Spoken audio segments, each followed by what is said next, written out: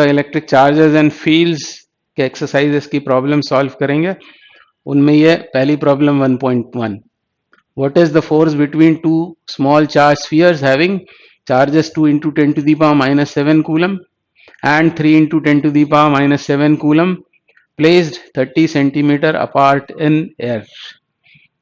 तो हमें लगाना है कूलम्स लॉ और इलेक्ट्रोस्टैटिक फोर्स फाइंड करना है। अब ये फोर्स कैसा होगा, तो यहाँ देख रहे हैं आप ये दोनों चार्जेस कैसे हैं, लाइक चार्जेस, यानी फोर्स आएगा रेपल्शन का।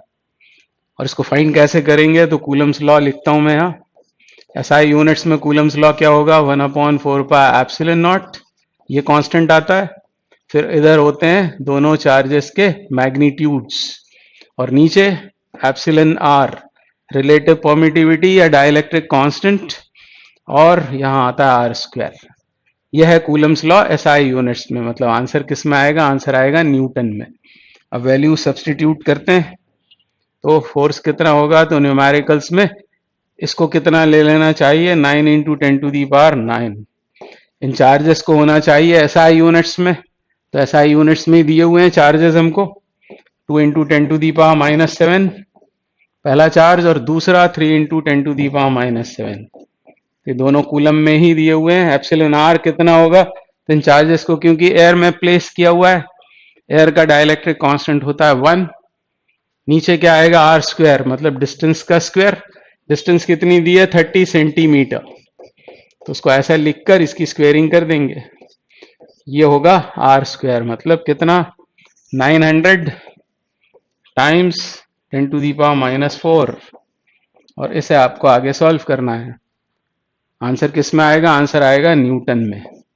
तो अब ये 9 से ये 100 टाइम्स कैंसिल, 100 मतलब 10 टू दी पावर 2, यानी ओवरऑल ये कितना हो गया, 10 टू दी पावर माइनस 2। इसको ऊपर ले जाएंगे तो ये कितना हो जाएगा, 10 टू दी पावर 9 प्लस 2 मतलब 11, और इनको सॉल्व करें तो माइनस 14, तो कितना बच गया, 10 टू दी पावर माइनस 3।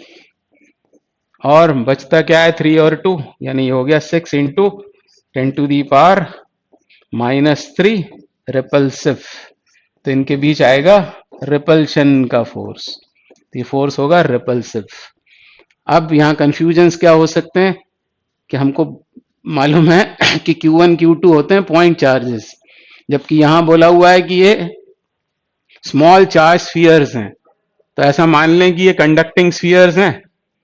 ऐसा मानने पर चार्ज कहां प्रेजेंट होता है, आउटर सरफेस पर, ये आगे पढ़ेंगे आप। और उसको हम सपोज कर लेते हैं जैसे वो सेंटर पर प्लेस्ड है, मतलब ये दोनों चार्जेस इन स्फीयर्स के सेंटर्स पर हैं, जिनकी सेपरेशन हमको 30 सेंटीमीटर दी हुई है।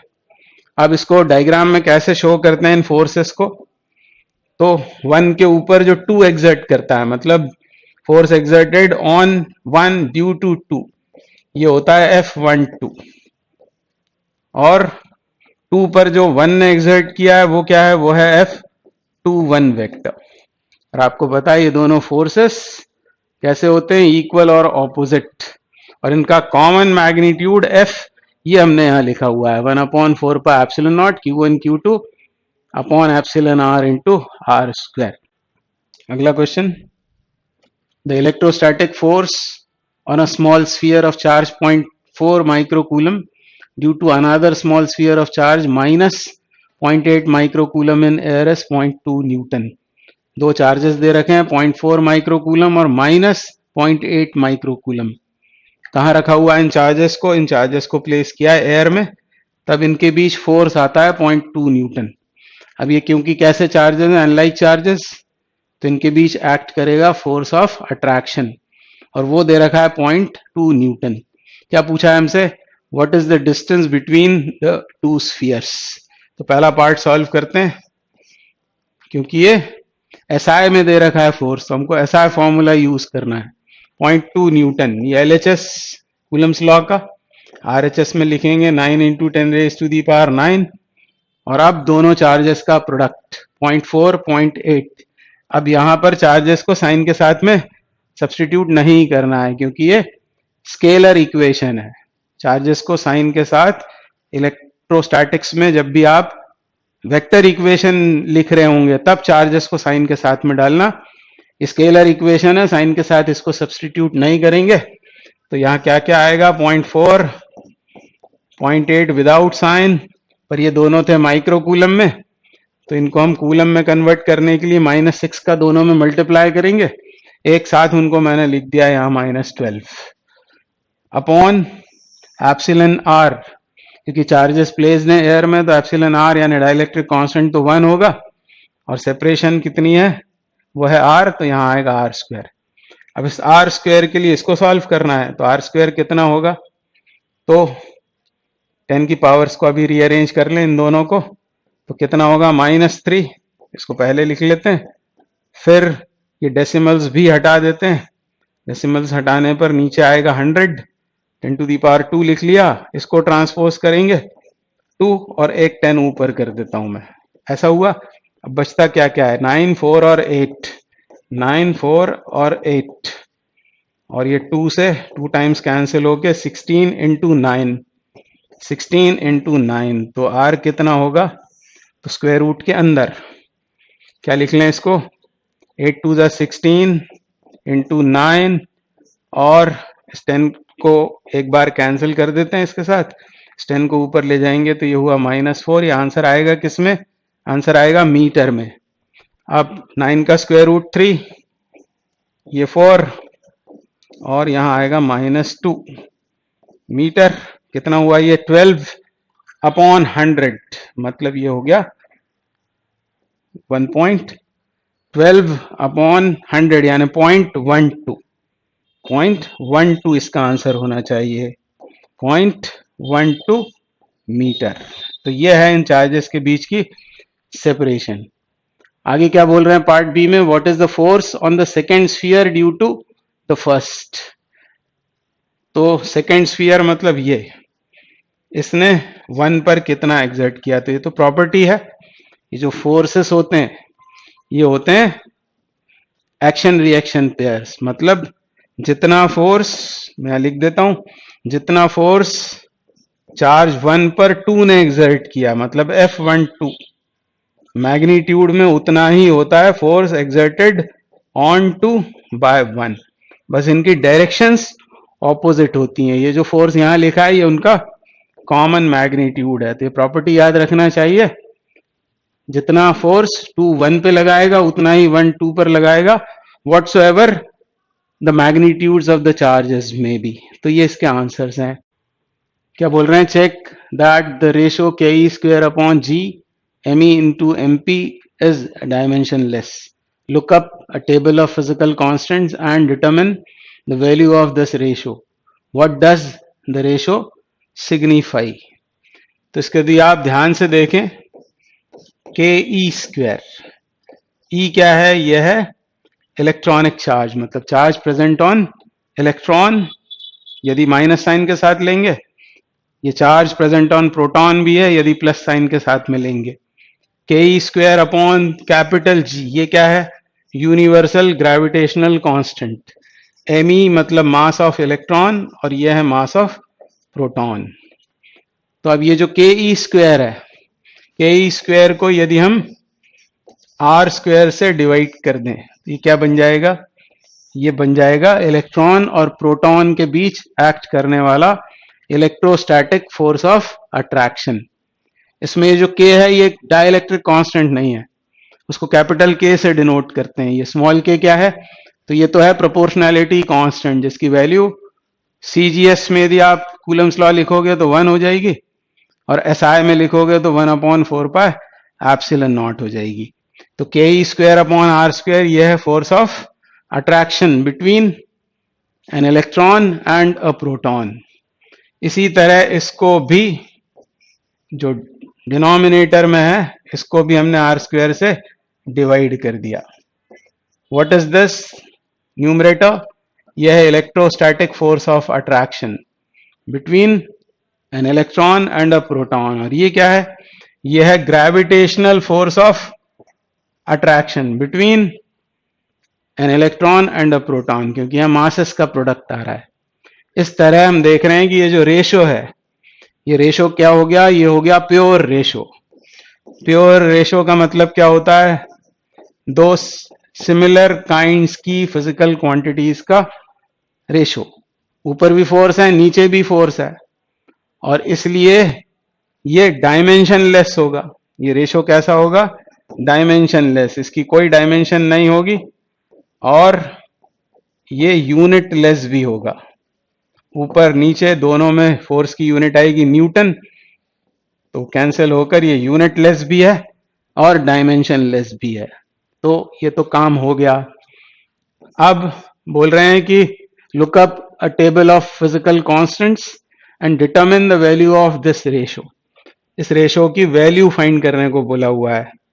तो अब हम यहां से शुरू करेंगे, यहां से, या डायरेक्ट आप इसको भी कर सकते हैं। के मतलब के क्या होगा? 1/4 पाई एप्सिलॉन नॉट। इसको लिखने के बाद ई स्क्वायर, और डिनोमिनेटर में क्या आ रहा है? G M E M P. और ये रेशो है क्या? तो ये रेशो है इलेक्ट्रिक और ग्रेविटेशनल फोर्सेस का रेशो। अब यहां बोल रहे हैं कि वैल्यूज डालकर हमको इस रेशो की वैल्यू डिटरमिन करनी है। ये सब वैल्यूज पुट करनी है। अब ये सब आपको याद होंगी, नहीं है तो टेबल में से देख लेना है। ई कितना है? 1.6 इंटू 10⁻⁻19। ये इलेक्ट्रॉनिक चार्ज, इसका स्क्वायर। दोनों पर, इलेक्ट्रॉन पर, प्रोटॉन पर, दोनों पर सेम मैग्नीट्यूड का चार्ज होता है। फिर क्या सब्स्टिट्यूट करना है? 1/4 पाई एप्सिलॉन नॉट की वैल्यू ये कितनी होती है? ये होती है 9 इंटू 10⁻⁹ अपॉन, अब क्या लिखना है हमको? जी की वैल्यू कितनी होती है एसआई यूनिट्स में? 6.67 इंटू 10⁻⁻11। फिर मास इलेक्ट्रॉन का 9.1 टाइम्स 10⁻31, और मास प्रोटॉन का 1.67 भी लिख सकते हैं इंटू 10⁻27 kg। ये इतना सब कुछ सॉल्व करना पड़ेगा। तो जनरली इसको सॉल्व नहीं करते हैं। मैं आपको आगे बताता हूं कि क्या आपको याद रखना है। ये सब वैल्यूज आपने पहले सब्स्टिट्यूट कर ली, आपको रेशो मिल रहा है इलेक्ट्रिक और ग्रेविटेशनल फोर्स का। तो इसकी वैल्यू आती है 2.273 इंटू 10⁻39।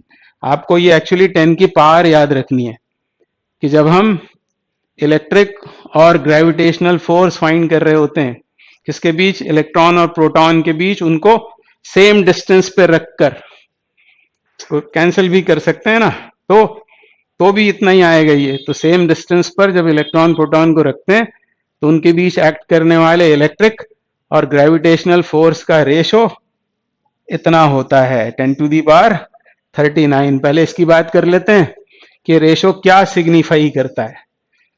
तो क्लियरली ये रेशो बता रहा है कि इलेक्ट्रिक फोर्स बहुत ज्यादा होता है। किससे? ग्रेविटेशनल फोर्स से। ये वैसे भी आपको पता है कि कूलम्स लॉ में आने वाला जो कांस्टेंट है वो है 9 इंटू 10⁻⁹, जबकि न्यूटन्स लॉ में आने वाला कैपिटल जी वो होता है 6.67 इंटू 10⁻11। तो obviously electric force gravitational force से बहुत ज्यादा होता है। अब एक बात यहां पर और आप याद रख लें कि यही काम दो इलेक्ट्रॉन्स के बीच, जैसा कि हमने एक इलेक्ट्रॉन प्रोटॉन के बीच किया, या फिर दो प्रोटॉन्स के बीच किया है। तो ये रेशो कितना आता है? तो 10 की पावर्स बस आपको याद रखनी है। फिर यहां तो आप कुछ भी लिख देना, ये 5 से कम ही होगा तभी ये 10⁻39 बना रहेगा। तो याद रखें कि इलेक्ट्रॉन के बीच जब हमने इलेक्ट्रिक और ग्रेविटेशनल फोर्सेस का रेशो लिया है तो रेशो आता है 10⁻43। इनके बीच कितना आया? 10⁻39। ये ऑब्जेक्टिव में आपको काम आ जाएगा। और दो प्रोटॉन्स के बीच 10⁻36। आप देख रहे हैं कि ये जो रेशो है ये उन दोनों पार्टिकल्स के मासेस के प्रोडक्ट से इनवर्सली प्रोपोर्शनल है। बाकी क्वांटिटीज सेम रहेंगी, भले आप इलेक्ट्रॉन की बात करें, इलेक्ट्रॉन प्रोटॉन की या प्रोटॉन की, ये सब चीजें तो वही रहेंगी। बदलेगा सिर्फ ये इलेक्ट्रॉन यदि पेयर है वो, तब मासेस क्या आएंगे? एमी, जो बहुत कम होगा, यानी रेशो सबसे ज्यादा होगा इलेक्ट्रॉन के लिए। फिर Problem 1.6, 4 point charges QA 2 microcoulomb, QB minus 5 microcoulomb, QC 2 microcoulomb, QD minus 5 microcoulomb are located at the corners of a square ABCD of side 10 centimeter. What is the force on a charge of 1 microcoulomb placed at the center of the square? तो 4 charges वो कौन कौन से हैं? A पर placed है 2 microcoulomb, positive है ये. बी पर प्लेस्ड है -5 माइक्रोकूलम का चार्ज. फिर सी पर 2 माइक्रोकूलम, ऑर्डर का आपको ध्यान रखना पड़ेगा. और डी पर प्लेस्ड है -5, यानी ऑपोजिट वर्टाइसिस पर -5 और -5, और इन दोनों वर्टाइसिस पर 2 और 2 रखे हुए हैं. अब एक और चार्ज है जो इस स्क्वायर के सेंटर पर प्लेस्ड है. कितना है वो? 1 माइक्रोकूलम. और इसी पर हमें इस पर फोर्स फाइंड करना है. What is the force on the charge of 1 microcoulomb placed at the centre of the square? तो सिमेट्री से इसको आप सॉल्व कर सकते हैं आसानी से. अब यहां लगाना क्या है हमको? Superposition principle. इस सेंटर पर रखे हुए चार्ज पर इन चारों चार्जेस ने फोर्सेस एक्सर्ट करने हैं. ये वाला चार्ज प्लेस्ड एट ए, इसके ऊपर कौन सा फोर्स लगाएगा? अट्रैक्शन या रिपल्शन?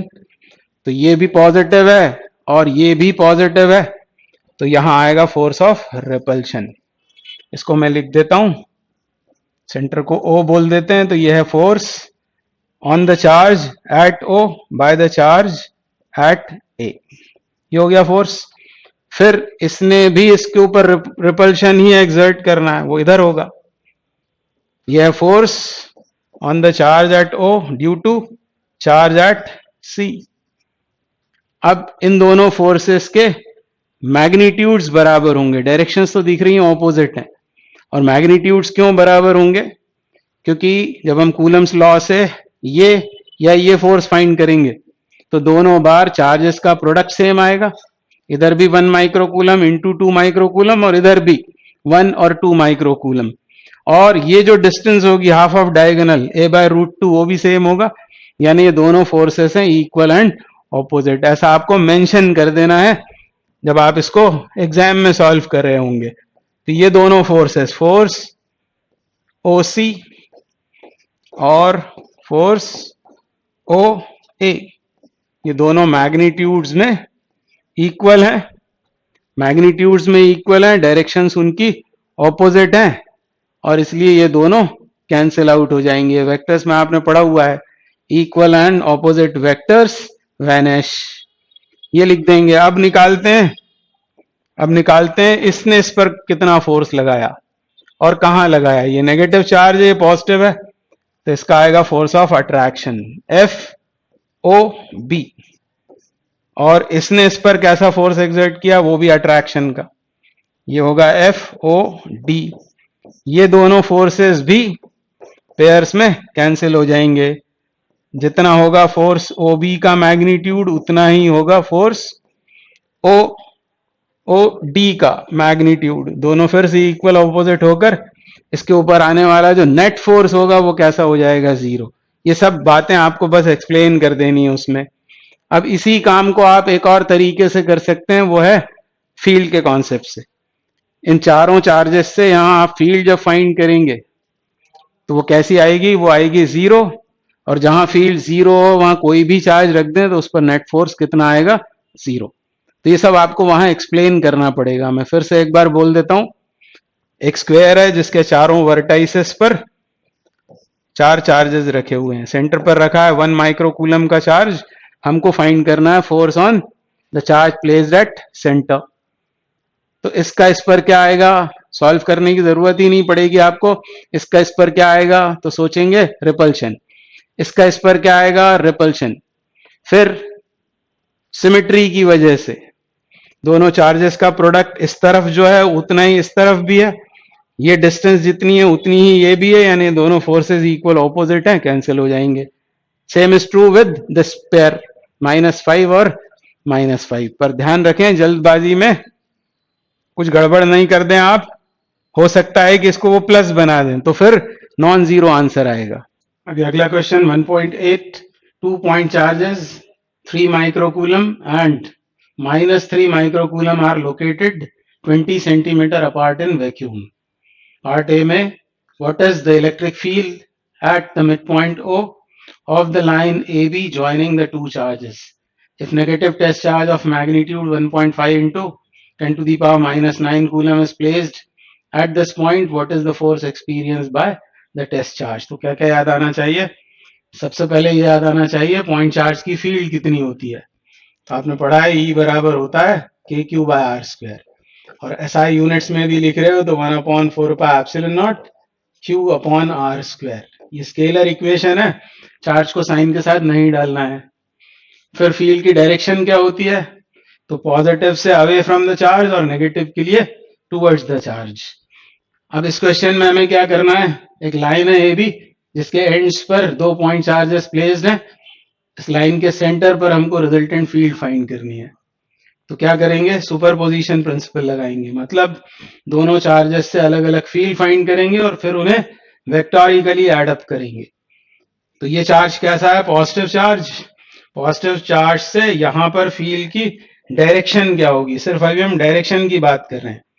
डायरेक्शन कहां होगी? तो वो होगी अवे फ्रॉम द चार्ज, मतलब ऐसी होगी फील्ड जो ये वाला चार्ज प्रोड्यूस करेगा। उसको मैं लिख लेता हूं ई ए वेक्टर, ई ए वेक्टर। और ये वाला चार्ज क्योंकि नेगेटिव है तो towards the charge field produce होगी, यानी डायरेक्शन फील्ड की ये होगी, उसको हम लिख लेते हैं E B vector, E B vector. यानी यहां फील्ड्स एडिटिव हैं, गलती से भी जीरो नहीं बोल देना है। तो फील्ड्स हैं एडिटिव। उसके बाद दूसरा ऑब्जर्वेशन ये कि दोनों चार्जेस इक्वल मैग्नीट्यूड्स के हैं, मतलब क्यू दोनों के लिए सेम है, दोनों से ऑब्जर्वेशन पॉइंट की डिस्टेंस भी बराबर है। टोटल कितना है? 20। यानी दोनों चार्जेस से ऑब्जर्वेशन पॉइंट है 10 सेंटीमीटर पर, यानी ऑब्जर्वेशन पॉइंट की डिस्टेंस भी सेम होने से फील्ड्स का मैग्नीट्यूड सेम होगा। और यहाँ रिजल्टेंट फील्ड जब आप लिखेंगे, resultant field at O, resultant field at O, तो वो कितनी होगी? वेक्टोरिकली हमको इन दोनों को ऐड करना था, और फिर जब हमने देखा कि दोनों के मैग्नीट्यूड्स इक्वल हैं, दोनों के यदि मैग्नीट्यूड्स इक्वल हैं तो दोनों को हम ई ए लिख सकते हैं, यानी रिजल्टेंट फील्ड का मैग्नीट्यूड कितना होगा? 2 टाइम्स ई ए, 2 टाइम्स ई ए, सिर्फ मैग्नीट्यूड। ये भी ई ए का मैग्नीट्यूड है 2 ई ए, और उसकी डायरेक्शन क्या होगी? डायरेक्शन आप फिगर में देख रहे हैं, कहां से कहां? From A to B, from A to B. इतना काम तो सोच कर ही किया जा सकता है। फिर यहां अब बस सिर्फ वैल्यू सब्स्टिट्यूट करके इसको सॉल्व करना है। 2 टाइम्स ई ए, मतलब फील्ड जो इस चार्ज ने यहां प्रोड्यूस की, उसका मैग्नीट्यूड सिर्फ चाहिए हमको। तो 1/4 पाई एप्सिलॉन नॉट, ये तो हो गया 9 × 10⁻⁹। फिर चार्ज कितना है? 3 माइक्रोकूलम, उसको कूलम में बदलना ना भूलना। उसके बाद डिनोमिनेटर में क्या आएगा? आर स्क्वायर, जो कितना है? 10 सेंटीमीटर। 10 सेंटीमीटर है, उसको बनाएंगे पहले मीटर में और उसकी स्क्वेयरिंग करेंगे, मतलब कितना आएगा? 10⁻⁻², 10⁻⁻²। ये बचेगा। अब 9 और ये है -6, यानी कितना हुआ? ये 10⁻3, और ये जब ऊपर जाएगा 10⁻3 + 2, यानी ये बन गया 5, और इधर क्या होगा? 27, और ये 2 टाइम्स हो गया, यानी 54। और फिर डेसिमल पॉइंट यदि 5 के बाद लगाएं यहाँ फर्स्ट प्लेस पर तो 5.4, यानी 10 से डिवाइड किया और इधर 10 से मल्टीप्लाई किया होगा। इतनी होगी रिजल्टेंट फील्ड न्यूटन पर कूलम में, 5.4 × 10⁻6 न्यूटन पर कूलम। और डायरेक्शन फिर यहां लिख देंगे from A to B, resultant field इधर होगी। फिर से एक बार बोलता हूं मैं, दोनों चार्जेस से फील्ड फाइंड करेंगे अलग अलग और फिर उन्हें वेक्टोरिकली ऐड कर देंगे। अब यहां हमने इस बात का फायदा उठा लिया है कि दोनों चार्जेस के मैग्नीट्यूड्स सेम है और डिस्टेंस ऑब्जर्वेशन पॉइंट की सेम है, तो एक किसी से फील्ड निकालकर उसका ट्वाइस कर दिया, तो हमको आसानी से आंसर मिल गया। अब नेक्स्ट पार्ट में क्या बोल रहे हैं, if a negative test charge of magnitude, ये दिया हुआ है हमें टेस्ट चार्ज, इसको बोल देते हैं हम क्यू नॉट, और कैसा है ये चार्ज, नेगेटिव, इसको कहां रख दिया, is placed at this point, इस पॉइंट पर, मतलब यहां रख दिया, क्या रख दिया है यहां पर, यहां वो टेस्ट चार्ज रख दिया। अब यहां रिजल्टेंट फील्ड कहां है, रिजल्टेंट फील्ड है इस डायरेक्शन में, ये है रिजल्टेंट फील्ड ईओ वेक्टर, और यहां आपने लाकर रख दिया कोई नेगेटिव चार्ज। तो आपको पता है कि जहां फील्ड ई नॉट है वहां यदि चार्ज क्यू रखेंगे तो फोर्स आएगा कितना, क्यू ई नॉट, और उसकी डायरेक्शन क्या होगी, नेगेटिव चार्ज है तो फील्ड से ऑपोजिट डायरेक्शन में। तो हमको क्या चाहिए, what is the force experience by the test charge, यानी हमको फॉर्मूला ये लगाना है, F is equal to test charge q naught into field E naught, और यदि आप इसे साइन दे देंगे तो अपने आप यहां पर माइनस साइन आने लगेगा, यानी फोर्स की डायरेक्शन फील्ड से ऑपोजिट होगी, फील्ड से ऑपोजिट होगी, और फील्ड है फ्रॉम ए टू बी, तो फोर्स आएगा बी टू ए। बस अब वैल्यूज ही डालनी है आपको इसमें, तो ये माइनस साइन लिखा है, मतलब फील्ड से ऑपोजिट फोर्स की डायरेक्शन है, 1.5 times 10 to the power minus 9, और इसका इसमें multiplication 5.4 times 10 to the power 6, यानी ये 10 की पावर तो आ रही है -3, और बाकी काम अब आप शायद कर लेंगे, ये 2 डेसिमल भी हटा दें, मान लो 2 डेसिमल्स हटा देंगे तो 10 टू दी पावर -2 बन के ऊपर चला जाएगा, और 54 इंटू 15 करना है आपको, तो 15 चौक 60, हासिल गई 6, और 75 और 6 81, यानी 810 ये आएगा, और यहाँ डेसिमल पॉइंट लगाएंगे ना 100 से मल्टीप्लाई, 100 से मल्टीप्लाई करना पड़ेगा इसे, क्योंकि इसे डिवाइड किया है हमने 10 टू दी पावर 2 से, तो ये भी खत्म हो गया, ये सब करने की जरूरत नहीं थी। तो अगला question 1.9, a system has two charges QA and QB located at points A and B respectively. What are the total charge electric dipole moment of the system? तो पहले इनको प्लॉट करते हैं, ये कोऑर्डिनेट्स आप देख रहे हैं 0 0 -15, इसका मतलब ये जो चार्ज है QA ये कहाँ रखा हुआ है, नेगेटिव z एक्सिस पर कहीं, और ये वाला चार्ज B ये रखा है पॉजिटिव z एक्सिस पर। तो इनको पहले प्लॉट करते हैं, मैंने यहां मान लिया ये है z एक्सिस, ये है y एक्सिस, x एक्सिस की पॉजिटिव साइड कहां होगी, अंदर, अंदर जाती हुई, वो शो करने की जरूरत नहीं है। तो ये है वो पॉइंट B, ये है पॉइंट B, इसके कोऑर्डिनेट्स क्या है 0 0 और +15 सेंटीमीटर, और A ये है पॉइंट, और इसके कोऑर्डिनेट्स हैं 0 0 -15। तो फिर यहां कितना चार्ज रखा है बी पर रखा हुआ है कोई negative charge QB 2.5 times 10 to the power -7 coulomb, और यहां रखा हुआ है कितना plus 2.5 into 10 to the power -7 coulomb. पहले पार्ट में क्या पूछ रहे हैं आपसे कि टोटल चार्ज कितना है, तो टोटल चार्ज तो होगा 0, क्योंकि ये दोनों इक्वल मैग्नीट्यूड्स और कैसे अनलाइक चार्जेस हैं, इनको ऐड करेंगे तो टोटल चार्ज तो होगा 0, और ये फैक्ट हमेशा के लिए याद रख लेना चाहिए, किसी भी डायपोल का टोटल चार्ज हमेशा नेगेटिव होता है। अब बात करते हैं इसकी इलेक्ट्रिक डायपोल मोमेंट की, इसका मैग्नीट्यूड कितना होता है, मैग्नीट्यूड होता है one of the charges into separation between the charges. अब चार्ज कितना है एक, किसी पर किसी भी एक का चार्ज ले लेते हैं, सिर्फ magnitude 2.5 into 10 to the power -7, और सेपरेशन कितनी है इनके बीच, तो ये हो जाएगी 30, ये 15 है, ये 15 है, सेपरेशन हो जाएगी 30 इंटू 10 टू दी पावर -2, बस इसको सॉल्व कर देना है, कूलम इंटू मीटर में आंसर आएगा। तो ये कितना हो जाएगा, ये 25 और ये हुआ 75, और ये बना -9, 7.5, 10 से डिवाइड 10 से मल्टीप्लाई, तो ये इस क्वेश्चन का आंसर होगा।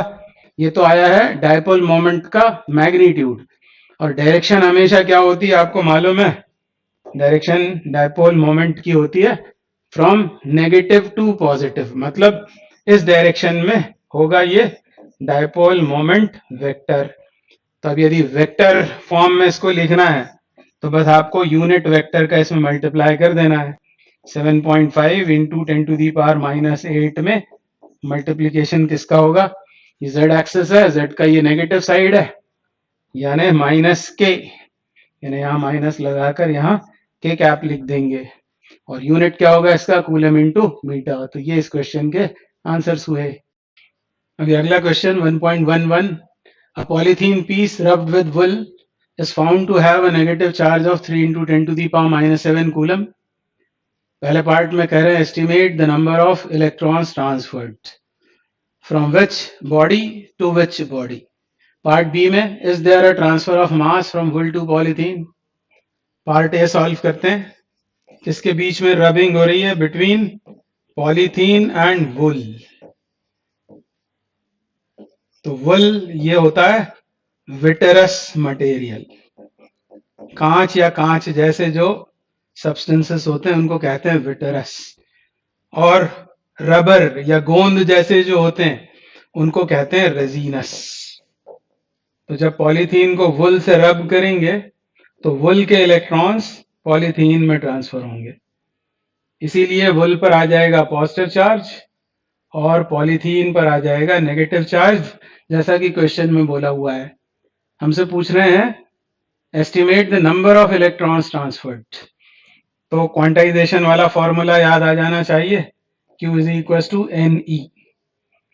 अब चार्ज हमको दे रखा है, कितना है चार्ज जो पॉलीथीन पर आया है, वो है 3 इंटू 10⁻⁻7, और नीचे आएगा इलेक्ट्रॉनिक चार्ज, मतलब 1.6 टाइम्स 10⁻⁻19।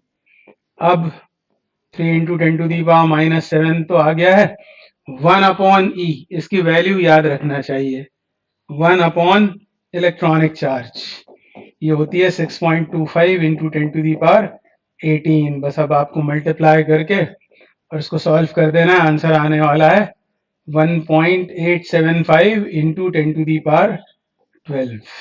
तो इतने इलेक्ट्रॉन्स के ट्रांसफर से पॉलीथीन पर इतना नेगेटिव चार्ज प्रोड्यूस हो जाएगा। ये तो हुआ पार्ट ए। अब पार्ट बी में क्या बोला है, पार्ट बी में बोला है is there transfer of mass from wool to polythene.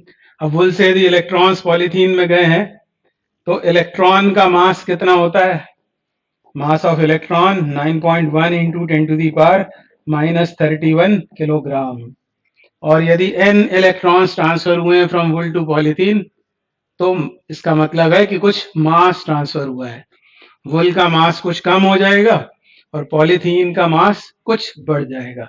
हालांकि इलेक्ट्रॉन का मास बहुत कम होता है, तो ये जो चेंज आएगा ये बहुत कम होगा, नेग्लिजिबल होगा, पर हुआ तो है मास का ट्रांसफर।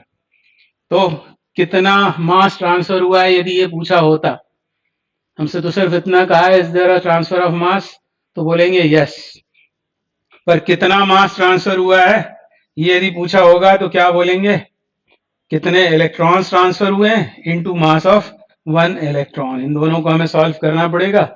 तो n हमने फाइंड किया फर्स्ट पार्ट में 1.875 टाइम्स 10⁻12, और यहां आ जाएगा मास ऑफ इलेक्ट्रॉन, और इसको आप सॉल्व करोगे तो मास आएगा किलोग्राम में, और वो आने वाला है 1.7065 टाइम्स 10⁻⁻18 kg में आंसर आएगा। तो यहाँ सिर्फ आपको मल्टीप्लाई करना है। तो बस ये याद रखें कि इलेक्ट्रॉन्स के ट्रांसफरेंस से मास भी ट्रांसफर होता ही है। नेक्स्ट क्वेश्चन, तो क्या है question, two insulated charge copper spheres A and B have their centers separated by a distance of 50 centimeter. What is the mutual force of electrostatic repulsion if the charge on each is 6.5 into 10⁻⁻7 coulomb? The radii of A and B are negligible compared to the distance of separation. First part में जो आखिरी line लिखी हुई है उसका मतलब यह है कि इंडक्शन से चार्जेस के मॉडिफिकेशंस नहीं होंगे यदि उन स्फीयर्स के सेंटर्स के बीच की सेपरेशन के सामने उनका अपना साइज नेग्लिजिबल है। हमको क्या फाइंड करना है? Force of repulsion. तो आसान है, इसको कितना लिखेंगे हम? 1/4πε0 उन स्फीयर्स पर चार्जेस अपॉन उनके बीच की सेपरेशन का स्क्वायर। तो ये तो आसान है, 9 × 10⁹ चार्जेस कितने कितने हैं? 6.5 × 10⁻⁻7, दूसरे पर भी चार्ज इतना ही है, और सेपरेशन कितनी है उनके बीच? 50 सेंटीमीटर, मतलब 50 × 10⁻2 स्क्वायर्ड। इसको आप जब सॉल्व करेंगे तो आपका आंसर आने वाला है 1.521 × 10⁻2 न्यूटन के बराबर। तो इसमें तो कोई खास बात नहीं थी। पार्ट बी में क्या कह रहे हैं? पार्ट बी में बोल रहे हैं what is the force of repulsion if each sphere is charged double the above amount and the distance between them is halved. अब दोनों चार्जेस को डबल कर दिया तो फोर्स ऑब्वियसली बदल जाएगा। कितना होगा फोर्स? यदि दोनों चार्जेस को डबल कर दिया है तो दोनों चार्जेस को डबल करेंगे तो एक 4 यहां एक्स्ट्रा आने लगेगा। पहले था वो Q1, अब 2Q1, और पहले था Q2 तो अब वो है 2Q2, तो एक 4 आएगा। और साथ में और क्या किया? Distance between them is halved. r की जगह अब हो गया r/2, यानी हो जाएगा r²/4, और वो 4 भी रेसिप्रोकेट होके यहां आएगा। और पहले वाला फोर्स कितना था? ये था जो हमने पहले पार्ट में कैलकुलेट किया है। तो अब वो कितना हो जाएगा? तो अब वो हो जाएगा 16 टाइम्स। तो अब नया फोर्स होगा 16F, 16 टाइम्स 1.521 × 10⁻2, और इसको सॉल्व करने पर आएगा 0.2434 न्यूटन। तो ये होगा अब नया फोर्स। तो नया फोर्स कम हो गया है या बढ़ गया है? दिख ही रहा है आपको कि वो बढ़ गया है। नया फोर्स हो गया है 16 times of the previous value. अब question 1.13, suppose the spheres A and B in exercise 1.12 have identical sizes। पिछले क्वेश्चन 1.12 में जिन कॉपर स्फीयर्स की बात हुई थी उनके साइजेस आइडेंटिकल हैं। साइजेस मतलब उनके रेडियाई इक्वल हैं। A third sphere of same size, उसी साइज का एक तीसरा स्फीयर जो कैसा है? Uncharged, is brought in contact with first, then brought in contact with second, and finally removed from both. What is the new force of repulsion between A and B? तो पहले कितना force act कर रहा था उनके बीच? Charges कितने थे वो हमने पिछले क्वेश्चन में देखा था। चार्जेस थे सेम, सेपरेशन थी 50 सेंटीमीटर। ये फोर्स पहले एक्ट कर रहा था। अब क्या किया? अब एक आइडेंटिकल स्फीयर लिया, मान लो C, उसको पहले लाया A के साथ कांटेक्ट में। आइडेंटिकल मतलब उसका भी साइज उतना ही है जितना कि A का है। अब A पर पहले कितना चार्ज मौजूद था? वो था Q, और C पर कितना चार्ज था? 0। तो टोटल चार्ज कितना है? वो है Q। और जब इनको हम कांटेक्ट में रखेंगे तो चार्जेस का होता है रीडिस्ट्रीब्यूशन, और रीडिस्ट्रीब्यूशन होने के बाद दोनों के पोटेंशियल्स सेम हो जाएंगे। और आप अगले चैप्टर में पढ़ोगे कैपेसिटी वाले में कि Q इज इक्वल टू होता है CV। तो रीडिस्ट्रीब्यूशन के बाद दोनों के यदि पोटेंशियल सेम हो जाएंगे, मतलब V कांस्टेंट हो गया, मतलब Q और C होंगे डायरेक्टली प्रोपोर्शनल, यानी चार्जेस का रीडिस्ट्रीब्यूशन होगा कैपेसिटी के डायरेक्ट प्रोपोर्शन में।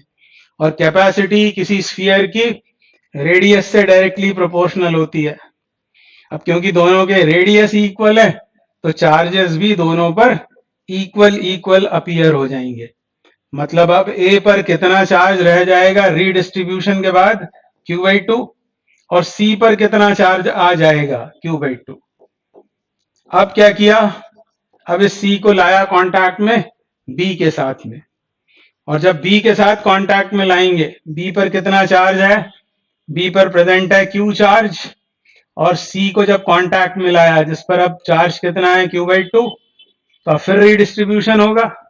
और रेडियस इक्वल है तो चार्जेस फिर से इक्वली डिवाइड हो जाएंगे। टोटल चार्ज कितना है 3q/2, दोनों पर आधा आधा आ जाएगा, यानी b पर अब कितना हो गया तो वो हो जाएगा 3q/4 और c पर भी 3q/4 और c को तो अब हटा दिया है। अब बात करना है हमें सिर्फ a और b की। तो ये है a पर अब नया चार्ज कितना है, नया चार्ज है q/2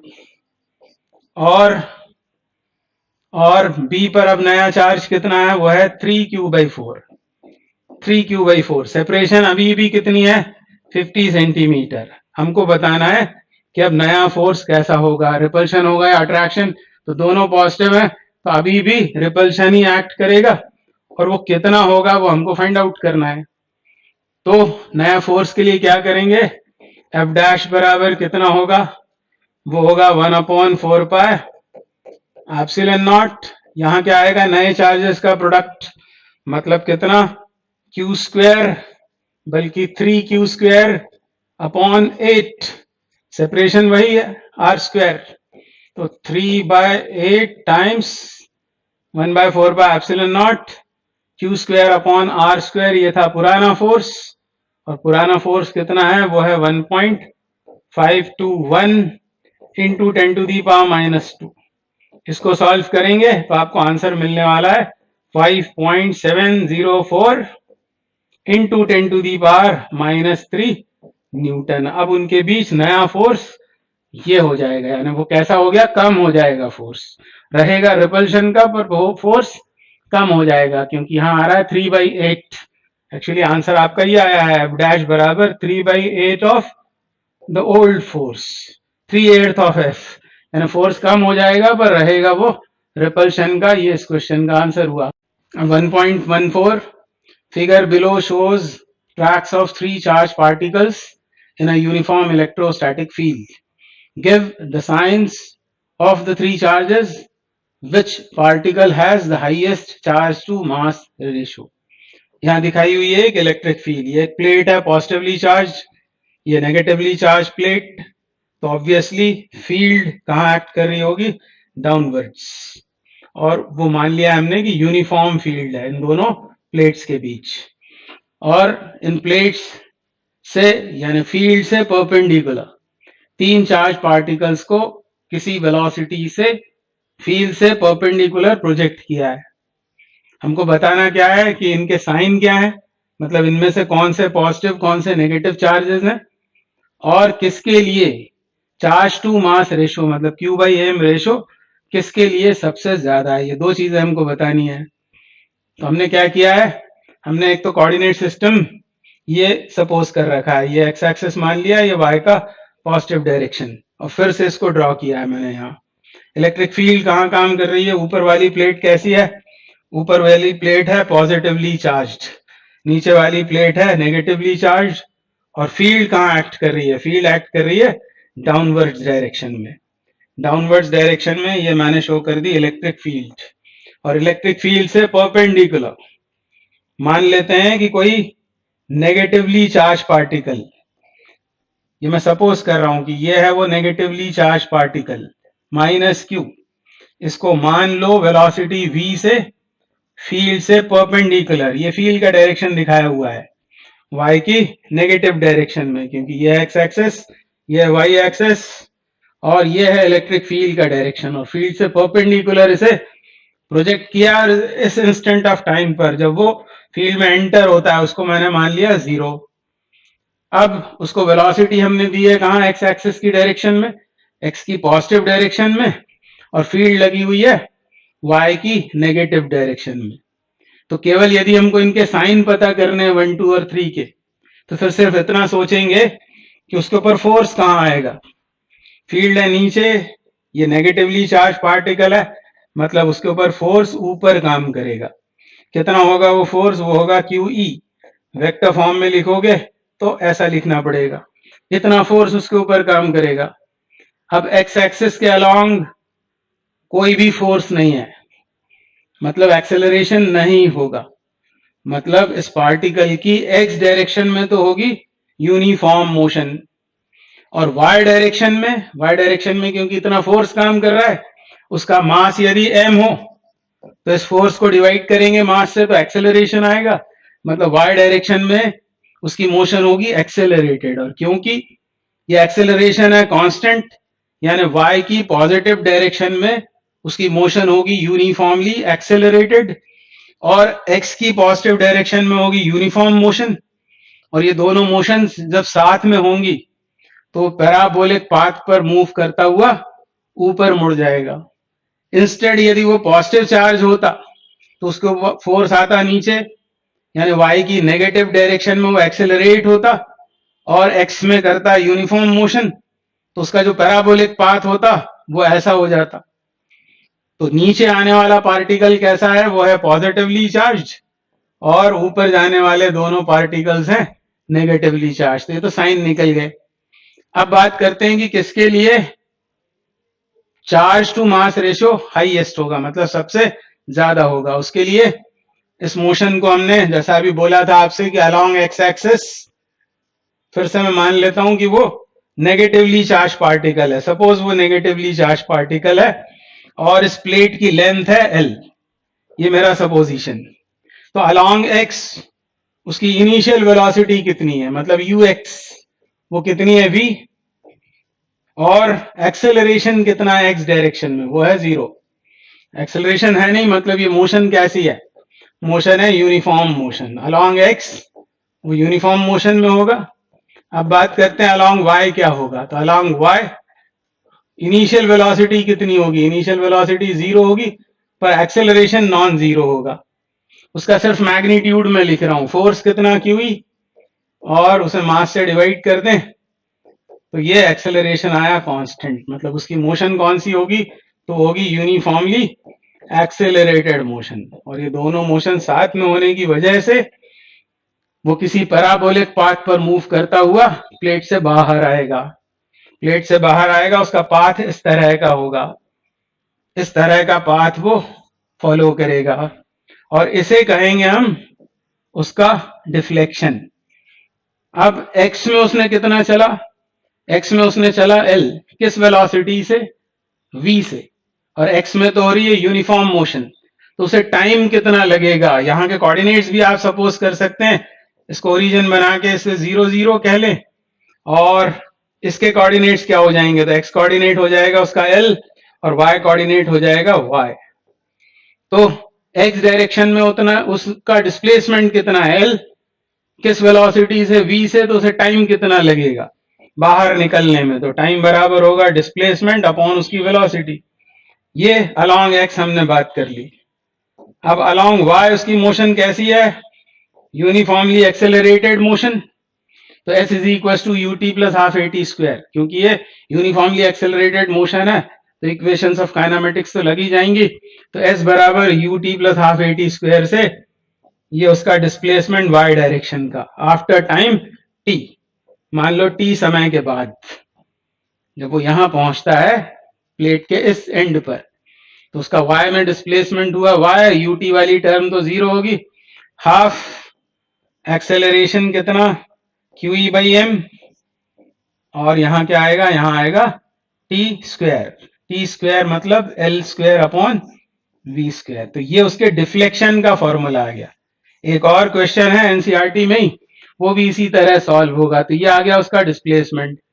अब इसमें बहुत सारी क्वांटिटीज तो कांस्टेंट है, हाफ कांस्टेंट है, E यूनिफॉर्म फील्ड है, E कांस्टेंट, फिर L लेंथ इन प्लेट्स की वो कांस्टेंट, और मान लेते हैं इन तीनों पार्टिकल्स को इक्वल वेलोसिटी से प्रोजेक्ट किया है, ऐसा भी मान लेते हैं। तो इसमें जो डिफ्लेक्शन है y, वो कैसा दिखाई दे रहा है, वो directly proportional to q by m। इस q बाई m को क्या कहते हैं, चार्ज टू मास रेशियो को कहते हैं स्पेसिफिक चार्ज। तो स्पेसिफिक चार्ज हाईएस्ट उसके लिए होगा जिसके लिए y सबसे ज्यादा है, और y किसके लिए सबसे ज्यादा है, तो पहले ये मान लेते हैं तीनों पार्टिकल्स बहुत पास पास हैं। वो तो फिगर क्लियर दिखे इसलिए दूर दूर दिखाए हुए हैं, पर पार्टिकल्स हैं बहुत पास। तो आप साफ तौर पर देख रहे हैं कि नंबर 3 जो पॉजिटिवली चार्ज पार्टिकल है उसके लिए डिस्प्लेसमेंट सबसे ज्यादा हुआ है, यानी चार्ज मास रेशियो किसका सबसे ज्यादा है, पार्टिकल 3 का, और ये सब हमने इसे नेगेटिव मानते हुए किया, आप पॉजिटिव मानकर भी करेंगे तो भी रिजल्ट यही मिलने वाले हैं। यानी कुल मिला के डिफ्लेक्शन हमको ये याद रख लेना है, और कहाँ होता है डिफ्लेक्शन वो भी याद रख लेना है। तो ये इस क्वेश्चन के आंसर्स हैं।